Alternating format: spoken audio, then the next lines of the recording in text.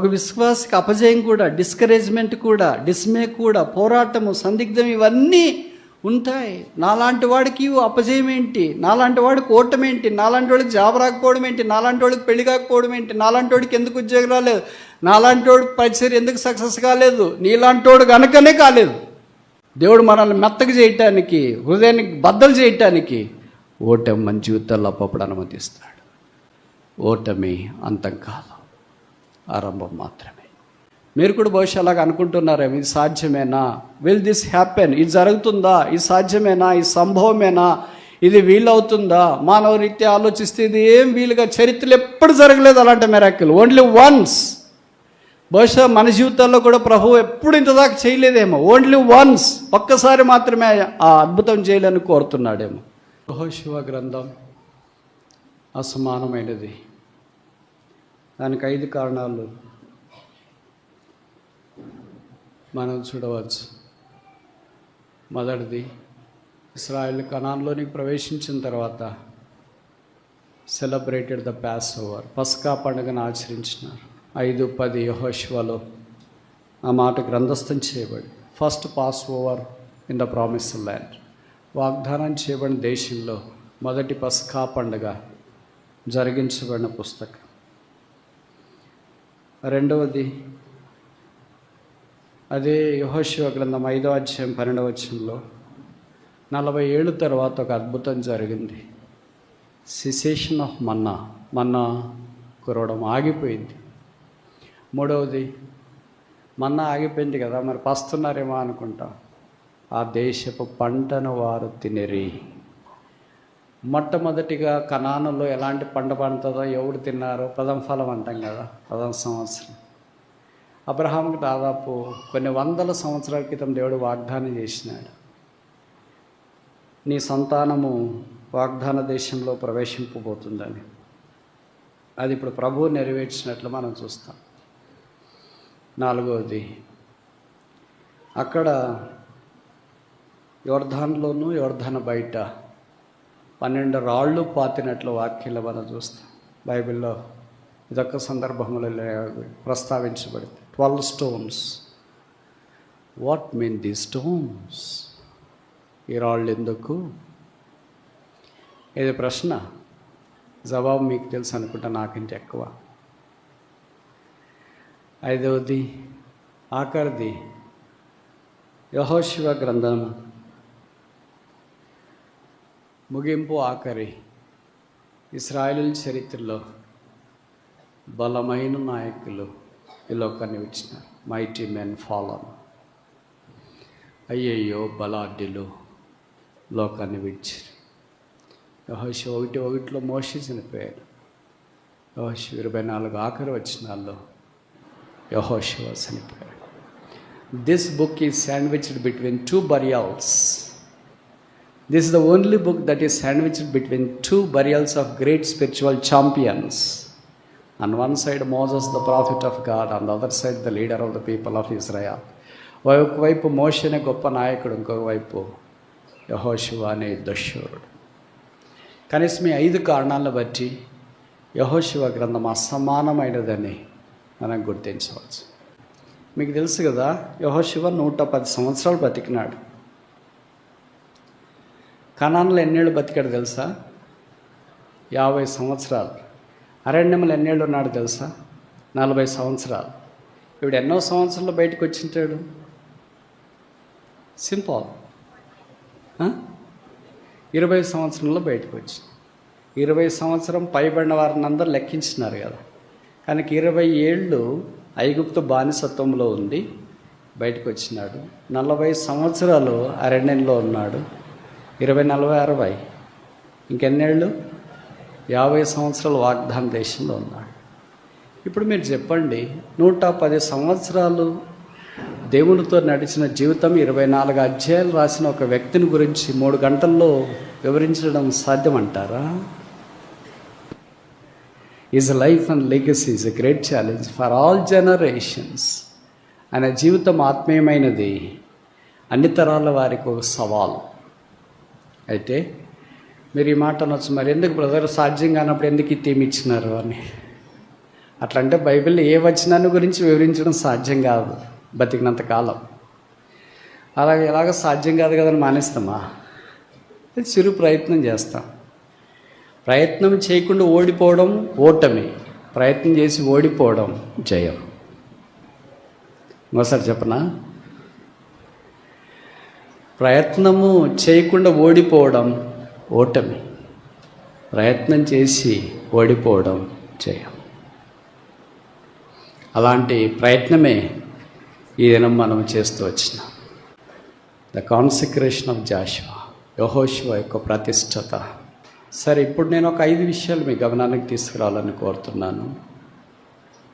ఈ ప్రతిష్టత అంటేనే అభిషేకం అని మనకు తెలుసు, పరిశుద్ధత అని కూడా మనకు తెలుసు, జ్ఞాపకము అని కూడా తెలుసు. దీన్ని మెమోరియల్ అంటాం. యెహోషువ జీవితంలో స్టోన్స్, రాళ్లతో ముడిపడి ఉంది. కనీసం 5 సందర్భాల్లో ఆయన జీవితము ఈ రాళ్లతో ముడిపడి ఉంది. 5 మీకు జ్ఞాపకం చేయడానికి ప్రయత్నం చేస్తాం. రాతికి, కాన్సక్రేషన్కి, ప్రతిష్టతకి ఏం సంబంధం అని మీరు అడగవచ్చు. అది నన్ను అడగాల్సిన పని లేదు. ఆదికాండం 28వ అధ్యాయంలో యాకోబుని అడిగితే చెప్తాడు.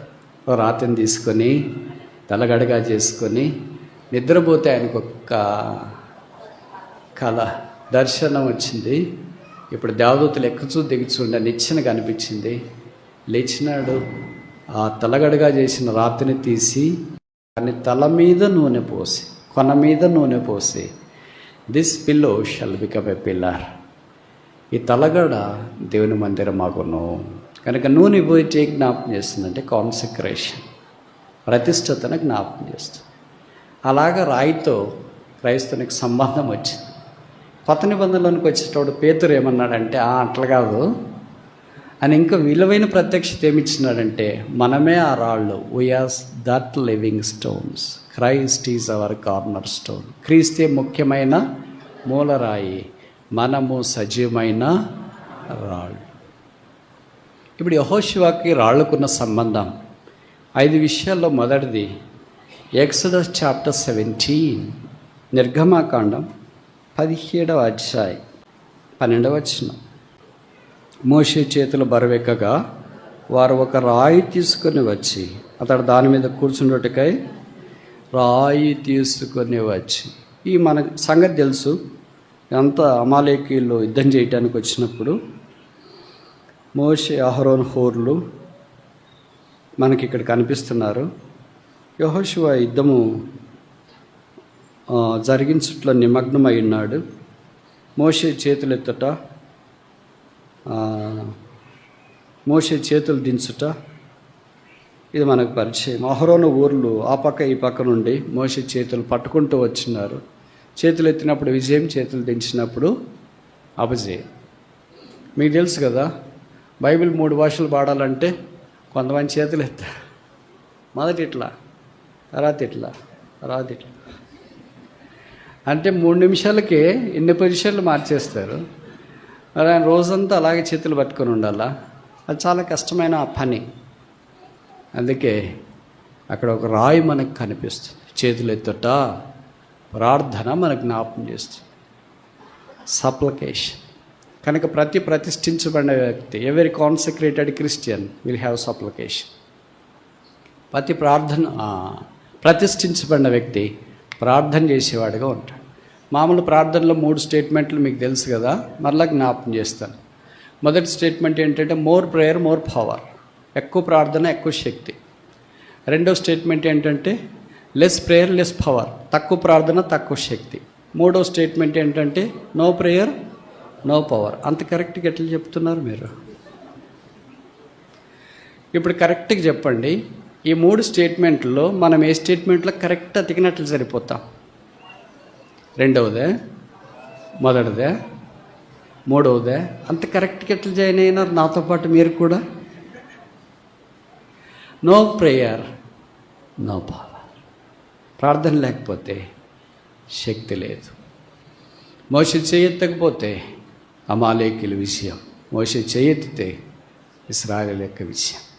ఇది మన ప్రార్థన జీవితానికి పోలికగా ఉంది. మనం కూడా దైవ సాన్నిధ్యంలోనికి వచ్చి చేతులెత్తి ప్రార్థన చేసినప్పుడు ప్రభువు మనకు ఆ విజయం అనుగ్రహించేవాడు. ప్రార్థన అంటే సాధారణంగా భక్తులు ఏం చెప్తారంటే, మనకి ఏం కావాలో అది మన నాన్నగారిని అమ్మగారిని ఎలాగ అడుగుతాం అలాగ అడిగేదే దేవుని దగ్గరికి వచ్చేట కదా. అది యేసుప్రభువు చెప్పాడు కదా, మత్తయి సువార్త 6వ అధ్యాయంలో అడుగుడి మీకు ఇవ్వబడిన అని. అడుగుతూనే ఉంటారు. ఎంతకాలం అడుగుతారు? సత్యదాకా అడుగుతారు కొంతమంది అంటారు. ఇప్పుడు మీ పిల్లలు ఉన్నారనుకోండి, చిన్న పిల్లప్పుడు చాక్లెట్ కావాలా, 5 స్టార్ కావాలా, ఐస్ క్రీమ్ కావాలంటే ముద్దగా ఉంటుంది. మమ్మీ ప్లీజ్ మా అంటే కరిగిపోతారు. వాడు 20 ఏళ్ళు వచ్చిన మమ్మీ ప్లీజ్ మా అంటే నోరు మూసుకుంటావా లేదా? ఏంటిరా ప్లీజ్? 20 ఏళ్ళు వచ్చి తాటి స్తంభం పెరిగినట్లు పెరిగినావు. తాటి స్తంభం అంటే ఇక్కడ తెలియదు కదా. ఇంకా చాక్లెట్, ఇంకా 5 స్టార్, ఇంకా అది కావాలంటున్నావు ఏంటి?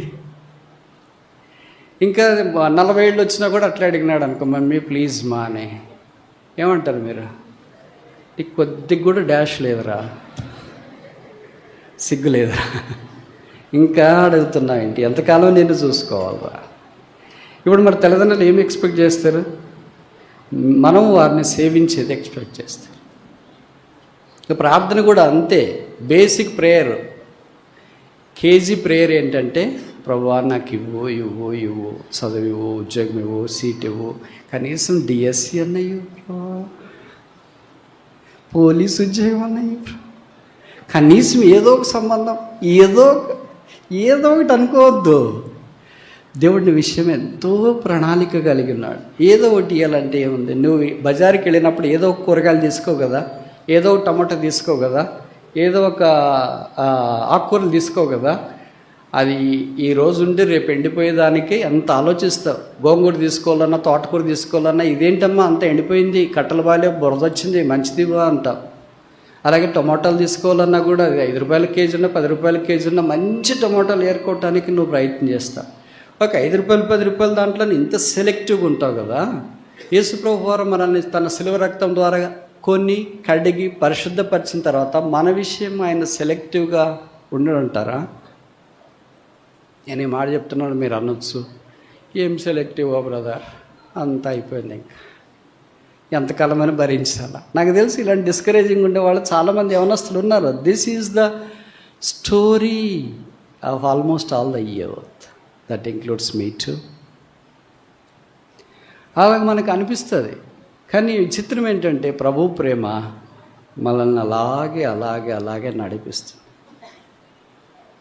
అందుకే కేజీ ప్రార్థన ఏంటంటే, ప్రభువా ఇవ్వు ఇవ్వు, గివ్ మీ. ఇప్పుడు పీజీ ప్రార్థన ఏంటంటే, కొంతమంది అదే చెప్తుంటారు నాకు ఎక్కడన్నా వెళితే, మీ హెబ్రోన్ ఫెలోషిప్ అంత బాగుంటుందండి, ఒక్కటే మాకు నచ్చట్లేదండి. ఏంటంటే మీకు నచ్చండి అని. అయిపోయి ప్రార్థన కార్యక్రమం అయిపోయిన తర్వాత మీరు పరలోక ప్రార్థన చెప్పరండి అని. నేను నన్ను ఎందుకు చెప్పాలండి అని. చెప్పాలి కదండి అని. సరే చెప్పాలా? ఎందుకు చెప్పాలా? బైబిల్లో సువార్తల తర్వాత ఎన్నో ప్రసంగాలు చేయబడ్డాయి. పెంతెకోస్తు ప్రసంగం, అపోస్తల కాలం 2వ అధ్యాయంలో పేతురు, తర్వాత ఎంతోమంది ప్రార్థన చేసినారు. ఏ ఒక్కరైనా పరలోక ప్రార్థన చెప్పినట్లు ఉందా? 12 మంది శిష్యులు కానీ, అపోస్తలుడైన పౌలు కానీ ఎవరైనా సువార్తల తర్వాత చెప్పినట్లుందా? Not even a single attempt that is there. అది కరెక్ట్ చెప్పాలనుకుంటే పౌలు చెప్పింటాడు కదా, నేను మీ విషయమే మానక ప్రార్థన చేస్తున్నాను అని రాసి కింద రాసిండాలి కదా, ఏమని పరలోకమందున్న మా తండ్రి నీ నామ పరిశుద్ధపరచబడును కాక, నీ రాజ్యం వచ్చును కాక అని రాయలేదేంటి? రాదా ఆయనకి? వచ్చా రాదా? మరి రాయలేదేంటి? మర్చిపోయాడా? గుర్తు రాలేదా? టైం తక్కువ వచ్చిందా? అవసరం లేదు. అది కేజీ ప్రార్థన. ఇప్పుడు పీజీ ప్రార్థన ఏంటంటే, నేను అప్పుడు వాళ్ళతో అన్నాను, మీరు కేజీ ప్రార్థన చెప్తున్నారు కదా, ఇప్పుడు పీజీ ప్రార్థన కూడా చెప్పొచ్చు కదా మీరు అంటే. పీజీ ప్రార్థన కూడా ఉందండి అన్నారు. నేను చెప్తున్నాను కదా, బైబిల్లో రాశాను, నేను చెప్పేదే కాదు. యేసుప్రభు గెత్సేమనే తోటలోనికి వెళ్ళి కొండ మీద ప్రార్థన ఏంటి? ఇవ్వండి ఇవ్వండి ఇవ్వండి. గెత్సేమనే తోటలోకి వెళ్ళిన తర్వాత ప్రార్థన ఏంటి? ఒకే sentence, not my will but thy will be done. నా చిత్తం కాదు, మీ చిత్తమే సిద్ధించింది కాదు. ఆ బ్రదర్కి నేను చెప్పినాను, ఇప్పటి నుండి మీ సహవాసంలో కార్యక్రమం అయిపోయిన తర్వాత పరలోక ప్రార్థన మానేసి ఈ మాట చెప్పండి, not my will but thy will be done. అప్పుడు బయటికి వెళ్ళి చెప్పులు వేసుకుని అంటే అది ఎక్కడ చెప్తారులేండి బ్రదర్, అది అందరు చెప్పే ప్రార్థన కాదు, అది PG prayer, PhD prayer. Not that easy to accept the will of God in our life. మన జీవితంలో దేవుని యొక్క చిత్తము స్వీకరించడం అంత తేలిక కాదు. It's very bitter. అది చాలా చేదైన చిరుక. అది తాగడం అంత తేలిక కాదు, అది ఇష్టం ఉండదు. అందరు ఎదురుకు తాగాలంటే ప్రభువా ఎందుకు నా జీవితం, why my life become bitter, ఎందుకు నా జీవితం ఇలాగూ చేదైపోయింది, చదువులో చేదు, ఉద్యోగంలో చేదు, ప్రపోజల్స్ రావట్లేదు, తర్వాత ట్రాన్స్ఫర్స్లో చేదు, everywhere I became better, అన్నిట్లో నేను చేదైపోయాను. అయితే ప్రభుకు నువ్వు చేదు కాదు, నువ్వు మధురం, ఎందుకంటే ఆయన రక్తంతో కొన్నాడు. ఇప్పుడు ప్రార్థన మనము కేజీ ప్రార్థన చేస్తున్నామా, పీజీ ప్రార్థన చేస్తున్నామా? నేను ఇలాగ ఒక సంఘంలో అడిగితే ఒకళ్ళు అన్నారు వెనక నుండి యూజీ ప్రార్థన చేస్తున్నాం బ్రదర్. ఎంత అతిరథ మహారథులు అంటే ఊరికే కూర్చున్నారు కానీ మైకులు ఇస్తే ఎవరు దగ్గర, యూట్యూబ్లో అయిపోలే, డేటా అయిపోలే. కానీ కేజీ ప్రార్థన పీజీ ప్రార్థన కాకుండా యూజీ ప్రార్థన ఏంటి అది చెప్పమంటారా? ప్రార్థనలో చాలా దశలు ఉన్నాయి. అందుకని యెహోషువ కాన్సిక్రేషన్ ప్రతిష్టతలో రాయి దగ్గర మనకు ప్రార్థన జ్ఞాపకం చేస్తున్నాం. రెండోది చూస్తామా, యెహోషువ గ్రంథం 4వ అధ్యాయం 9వ వచనం. జాషువా చాప్టర్ 4:9. యెహోషువ 4:9. జాషువా చాప్టర్ 4:9. అప్పుడు యెహోషువ నిబంధన మందసమున మోయి యాజకుల కాళ్ళు యోర్దాను నడమ నిలిచిన చోట 12 రాళ్లను నిలువబెట్టించును. నేటి వరకు అవి ఈ యోర్దానులోనే ఉంది, బయట కాదు, బయటది వేరే కాంటెక్స్ట్. యోర్దాన్ నదిలోనే, ఎండిన యోర్దాను నదిలో 12 రాళ్ళు నిలువబెట్టించెను. This talks about separation. ప్రత్యేకమైన జీవితాన్ని జ్ఞాపకం చేస్తుంది. అంటే వాళ్ళు రామ్సేస్లో నుండి బయలుదేరి వచ్చినారు, అరణ్యంలో నుండి ఇప్పుడు యోర్దాన్ దాటారు. యోర్దాన్ అనగా ఏంటంటే డిసెండర్, దిగిపోవుట అని అర్థం. యోర్దాన్ దాటకపోతే కనాన్లో ప్రవేశించలేరు. యోర్దాన్ దాటిన వాళ్ళు బైబిల్ ఎంతమంది ఉన్నారు చెప్తారా? నేను చెప్పాలా? ఒక పాట కూడా ఉందనగా, దాటము యోర్దాను. యోర్దాను దాటితేనే కనాను. యోర్దాను దాటకుండా అక్కడే ఉంటే ఇంకంతే, ఇంకెంత సుట్టు తిరిగి రావడానికి లేదు. ఇప్పటికే 40 ఏళ్ళు సుట్టు తిరిగి వచ్చారు, ఇంకెంతకాలం సుట్టు తిరుగుతారు? అంతదాకా సుట్టు తిరిగితే అరణ్యంలోనే రాలిపోతారు. రాలిపోతే ఇంకెందుకు బయటికి రావాలి? రామ్సేస్లోనే అక్కడే ఉండొచ్చుగా.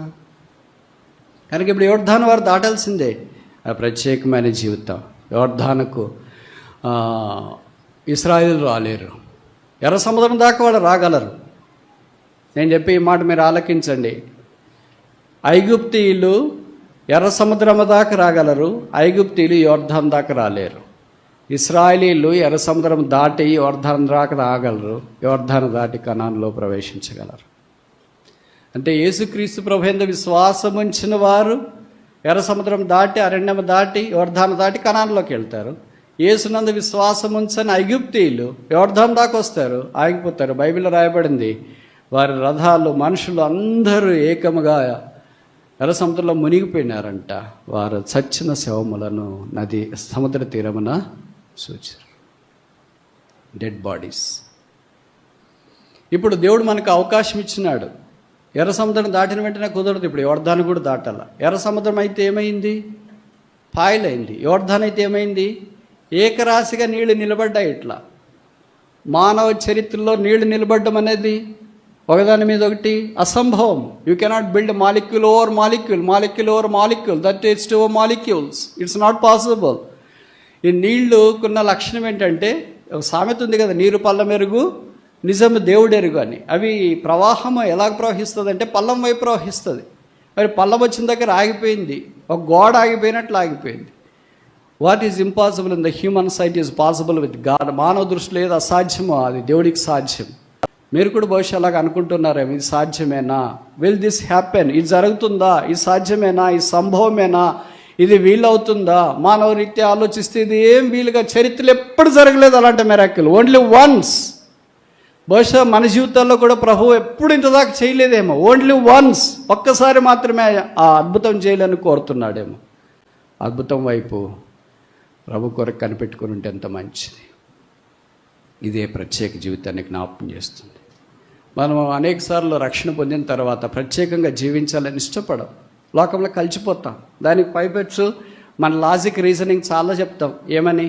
వాళ్ళతో కలిస్తే కదా బ్రదర్ వాళ్ళు ప్రభుని నమ్ముకునేది అని. వాళ్ళు ప్రభుని నమ్ముకునే సంగతి పక్కన పెట్టండి, మీరు ప్రభుని వదిలేసి సంగతి ఆలోచించండి. వాళ్ళ ప్రభుకి దగ్గర వచ్చే సంగతి పక్కన పెట్టండి, మీరు ప్రభుకు దూరం అయ్యే సంగతి ఆలోచించండి. అందుకనే చాలా సందర్భాల్లో కాని కార్యాల్లో మీరు పాలు పొందొద్దు అని చెప్తూ ఉంటాం. మీరేమంటారంటే, ఎందుకు పాలు పొందకూడదు? బైబిల్ ఎక్కడ రాసినారు? అట్లా రాసినారా? అట్లా ఉండకూడదా? అట్లా ఎందుకు ఉండకూడదు అని అంట. బైబిల్ అన్నీ రాయరు కదా, వార్తాపత్రిక కాదు ఇది, ఓకేనా? చందమామ బొమ్మరిల్ల కాదు ఇది. దీని పేరు ఏంటంటే బైబిల్. ఏది అవసరమో అది రాసింటారు, అదే మనం పాటించాలి. కనుక ప్రత్యేకమైన జీవితం అంటే కలిసి ఉంటాం, అదే సమయంలో ప్రభు కొరకు ప్రత్యేకంగా ఉంటాం. నీళ్ళలో పాలు కలిసినట్లు కాదు, పాలలో నీళ్ళు కలిసినట్లు కాదు, నూనెలో నీళ్ళు కలవకుండా ఉంటాయి. ఒక గ్లాస్ తీసుకోండి, దానికి ఇంట్లో నీళ్ళు పోయండి, తర్వాత నూనె తెచ్చిపోయండి. రెండు ఒకే రకమైన లిక్విడ్సే, కానీ రెండు కలుస్తాయి కలవా? నీళ్ళు ఎక్కడుంటాయి? పైన. ఎవరు సైన్స్ చదివిన వాళ్ళు లేరా? అంత ఇంజనీరింగ్, అంత MITs. నీళ్ళు కింద ఉంటాయి, నూనె పైన ఉంటుంది. దీనికి సైన్స్ మీకు చెప్తుంది కదా, ఆ మధ్యలో నూనె నీళ్ళను వేరు చేసేది ఒక షార్ప్ మార్క్ ఉంటుంది, అది రెండింటిని వేరు చేస్తుంది. రెండు ద్రవ పదార్థాలే, రెండు గ్లాసులను పోసినాం, కానీ రెండు కలవు. అలాగే లోకంలో మనం కూడా ఉన్నాం, మనం కూడా లోకములతో కలిసిపోకూడదు. సెపరేషన్ అంటే వారన్ విషయమైన భక్తుడు ఇలాగ చెప్పాడు, ఏంటంటే ఇట్స్ కాంటాక్ట్ వితౌట్ కంటామినేషన్. అంటే అపవిత్రత కాకుండా వారితో కలిసి ఉండడం అనేది. ఉదాహరణకి మీరు ఎవరైనా మెడికల్ డాక్టర్లు ఉన్నారు అనుకోండి, హాస్పిటల్లో పనిచేస్తున్నారు అనుకోండి, ఉదయాన్నే వెళ్ళి హాస్పిటల్లో రౌండ్స్ వేస్తారు వాళ్ళు. Operative ward, post operative ward, అందరికి ఆపరేషన్ చేసిన వాళ్ళకి.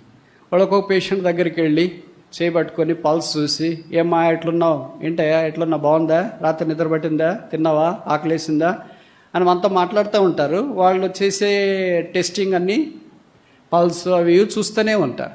అలాగే ఆల్మోస్ట్ ఆ హాల్లో ఉండే, ఆ వార్డులో ఉండే పేషెంట్లు అందరినీ టచ్ చేస్తారు. చివరికి ఒక సింక్ ఉంటుంది, ఆ సింక్ దగ్గరకు వచ్చి చేతులు కడుక్కుంటారు. అప్పుడు శానిటైజర్ వేసుకునేవాళ్ళు, ఇప్పుడు చేతులు కడుక్కుంటున్నారు. డాక్టర్ అందరినీ టచ్ చేసినాడు, ఎవరి రోగం డాక్టర్కి రాకుండా చేతులు కడుక్కున్నాడు.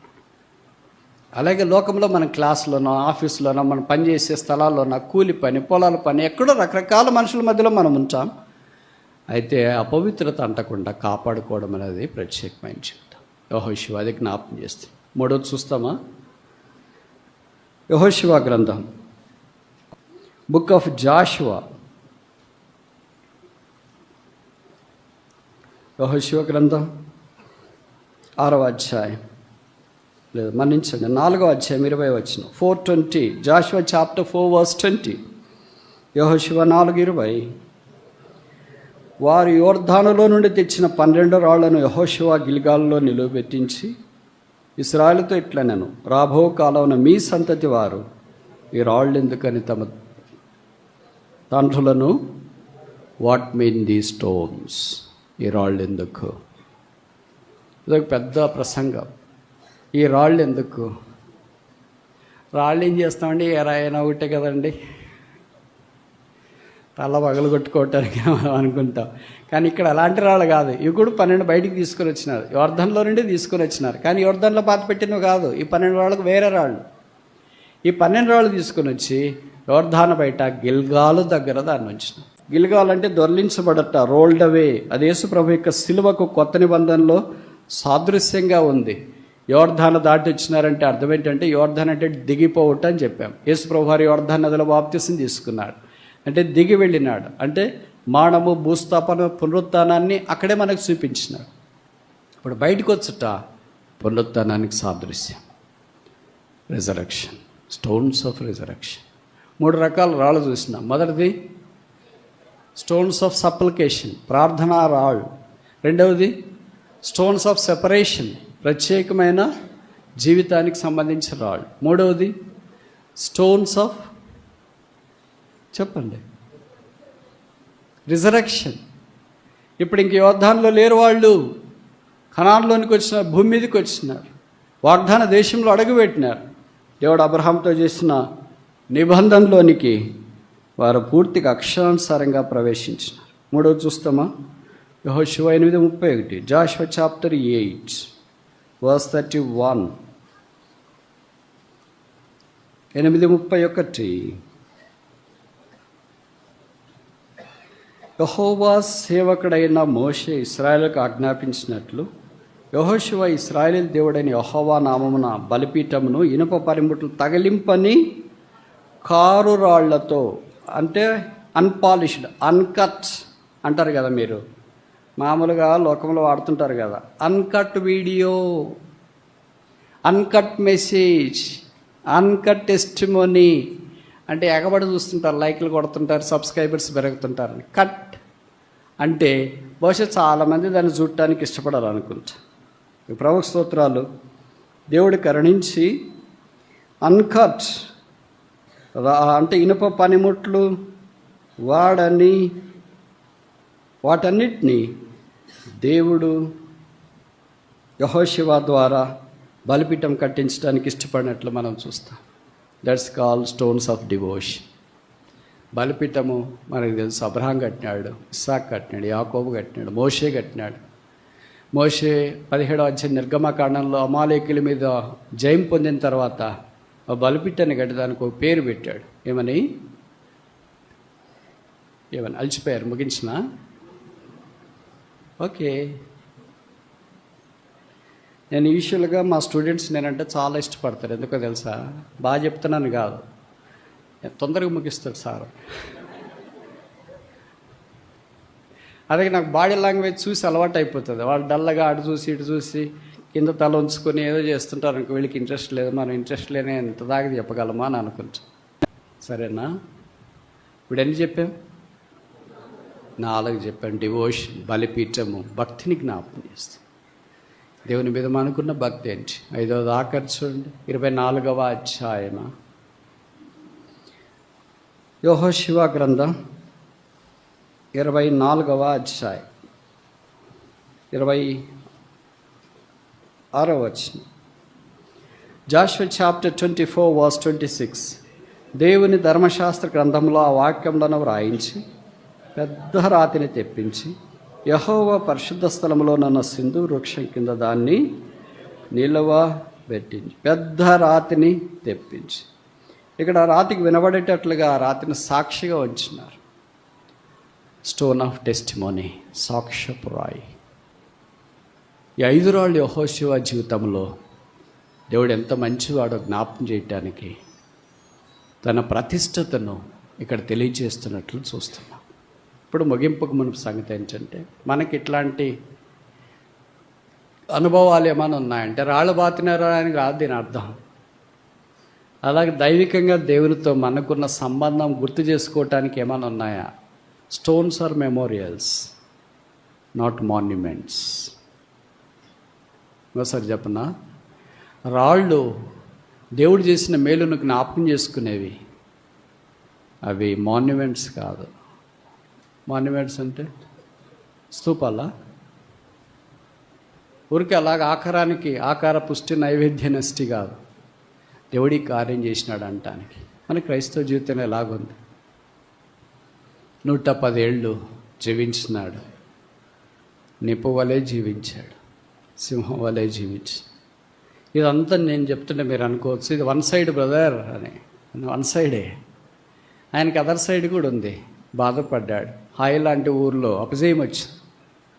చూడండి, చిన్న గోత్రంలో నుండి, ఎఫ్రాయిం గోత్రంలో నుండి నాయకుడైతే ఆయి మీద అపజయం వచ్చింది. ఎందుకు అపజయం వచ్చిందని బట్టలు చించుకొని ధూళి పోసుకొని ఏడుస్తున్నాడు. ఏడుస్తుంటే తర్వాత లాటరీ వేస్తే ఎవరి మీదకి వస్తుందని లాటరీ వేశారు. ఎవరి మీదకి వచ్చింది? ఆకాను మీద. ఆకాను ఏ గోత్రికుడు? షాక్ అవుతారు మీరు తెలుసా? యూదా గోత్రికుడు. యూదా గోత్రికుడు ఏంటి? పట్టబడ్డం ఏంటి? యూదా అంటే ఏంటి?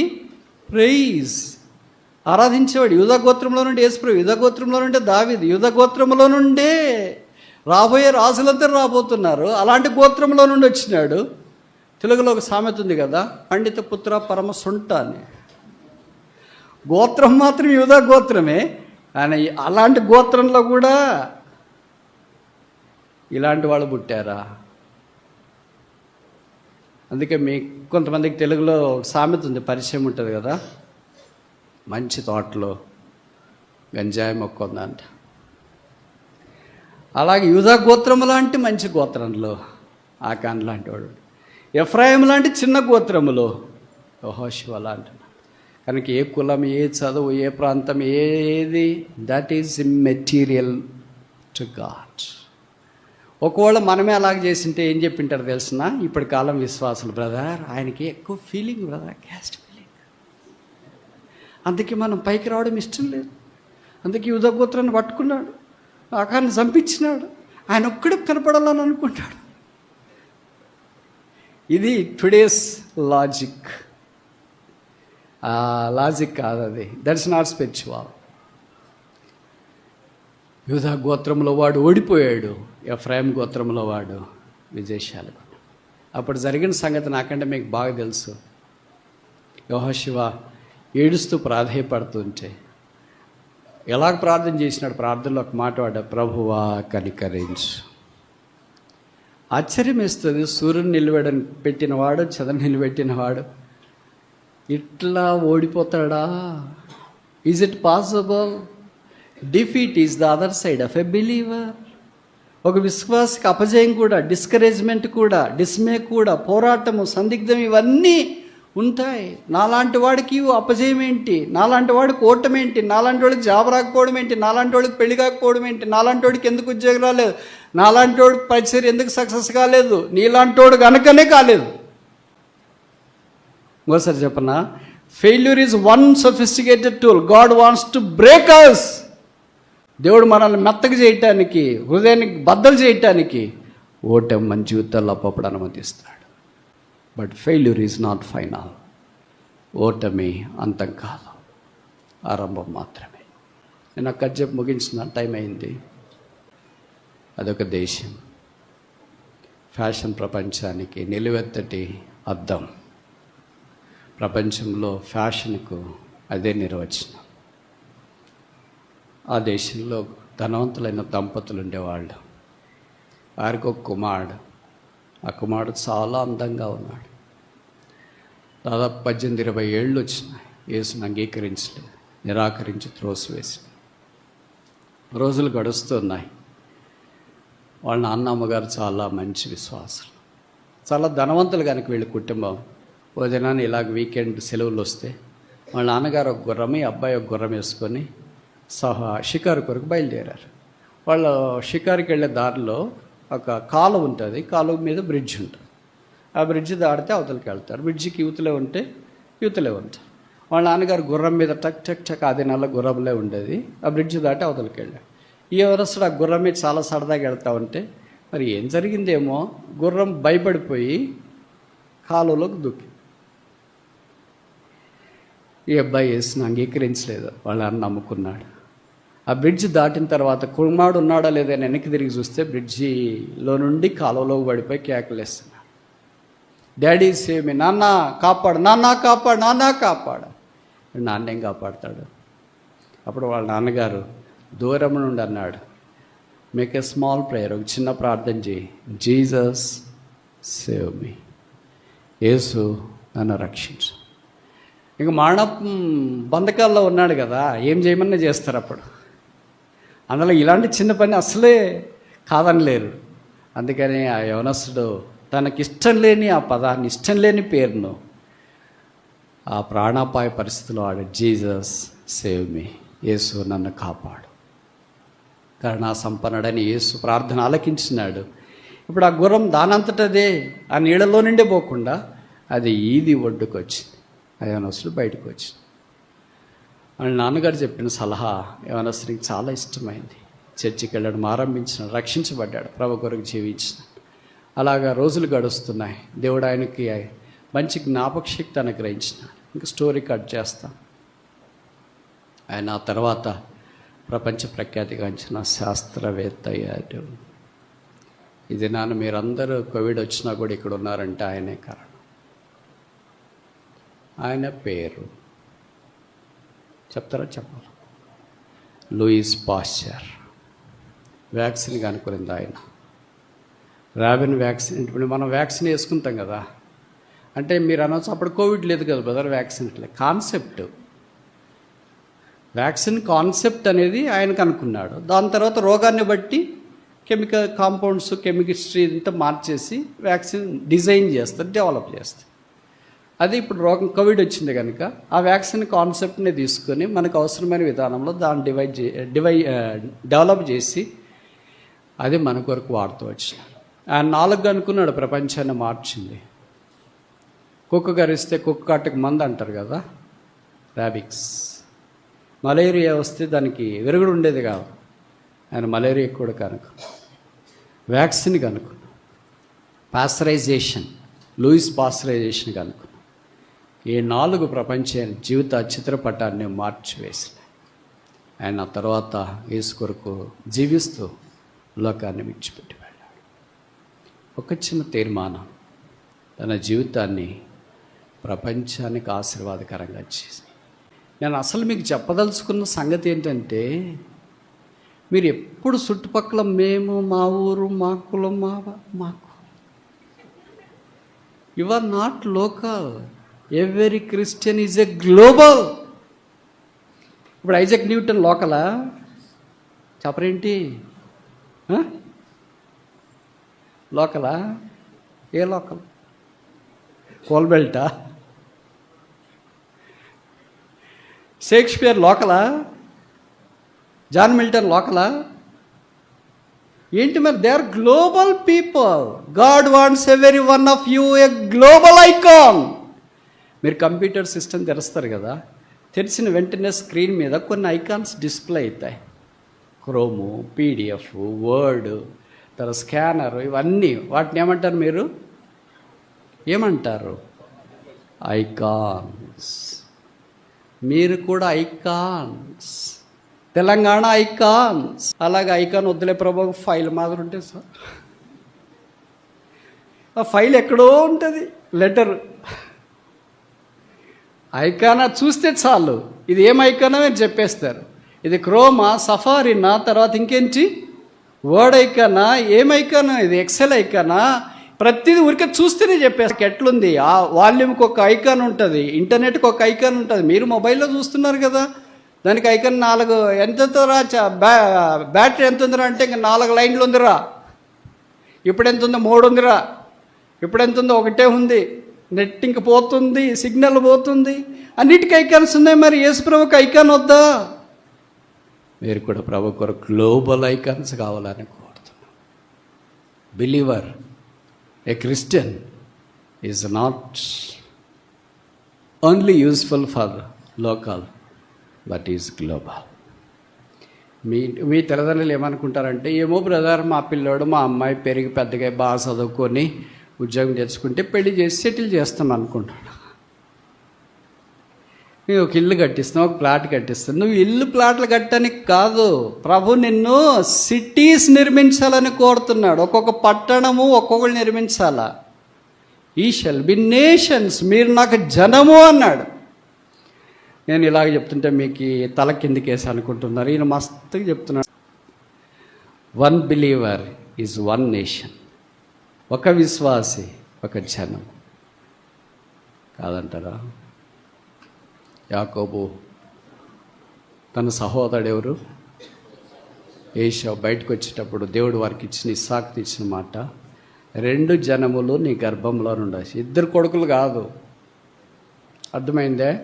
2 generations shall come out of your loins. నీ గర్భములో నుండి 2 జనములు వస్తాయి. Nations. Every believer is a nation. Jacob is a nation. ఇప్పటికి యాకోబేట ఒక రాజ్యం ఉంది. దేవుడు మన పేట కూడా ఆధ్యాత్మికమైన రాజ్యాలు, క్రీస్తు రాజ్యం, క్రీస్తు కొరకు జీవించే రాజు. అలాగే శాస్త్రవేత్తలు, అలాగే ఐకాన్స్, అలాగే సిఇఓస్, అలాగే దైవ సేవకులు, అలాగే గ్లోబల్ ఐకాన్స్గా తయారు చేయాలని కోరుతున్నాను. ఇప్పుడు ముగించక మునుపు సంగతి ఏంటంటే, అలాగుండడం ఇష్టమేనా? అలాంటి వారికి ప్రభు అంటాడు, నేను నీకు తోడై ఉన్నాను.